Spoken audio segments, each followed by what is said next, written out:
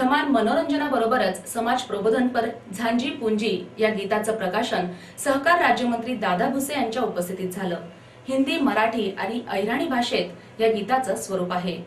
साधू संतांकडून धार्मिक भावना आणि श्रद्धेच्या नावाखाली भोळ्या भाबड्या भाविकांची होणारी पिळवणूक, अपप्रवृत्ती, स्वच्छ भारत अभियान असा समाज प्रबोधनाचा संदेश घेऊन नाशिकचे दिलीप वाघ यांनी मराठी, हिंदी आणि अहिराणी भाषेतील झांजी पुंजी हे नाशिकच्या कलाकारांनी साकारलेलं गीत सादर केलं।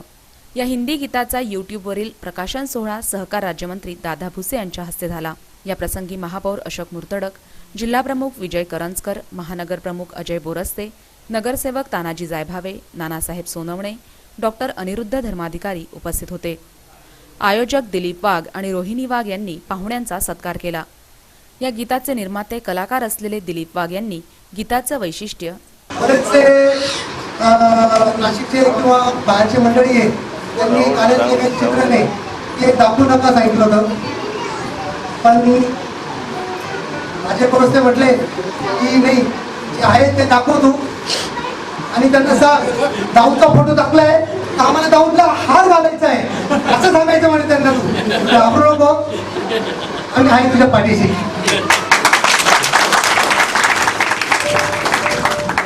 एक आयरणी भाषेतलं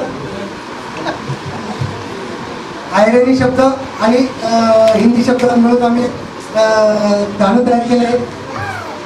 याच्यात शिवदास आयरे, अशोक खायरकर, अशोक पवार, अनिल राठोड, समाधान पवार, संदीप आयरे, भूषण महाजन आणि माझी पत्नी रोहिणी वाघ यांनी जर सहकार्य केलं नसतं तर कदाचित हे गाणं झालंच नसतं। बस तुमच्या समोर जे गाणं आहे ते आपण यूट्यूबवर रिलीज केलं आहे। आवर्जून तुम्ही सगळ्यांनी या गाण्याचा लाभ घ्यावा आणि माझ्या पुढच्या याच्यासाठी भविष्यासाठी तुम्ही शुभेच्छा द्यावे। या गीताचं चित्रीकरण नाशिकमध्ये झालं आहे। दहशतवाद, भ्रष्टाचार, महिलांवरील अत्याचार याविषयी या गीतातून जनजागृती करण्यात आली आहे। गंगापूर रोडवरील हॉटेल करिल्यूजमध्ये आयोजित या सोहळ्यात नामदार दादा भुसे यांनी झांजी पुंजीच्या टीमला शुभेच्छा दिल्या। मालेगावचा एक कलाकार दिलीप वाघ नाशिक शहरामध्ये येतो। खऱ्या अर्थाने त्यांचं आधीचं क्षेत्र होतं इलेक्ट्रॉनिक्स, परंतु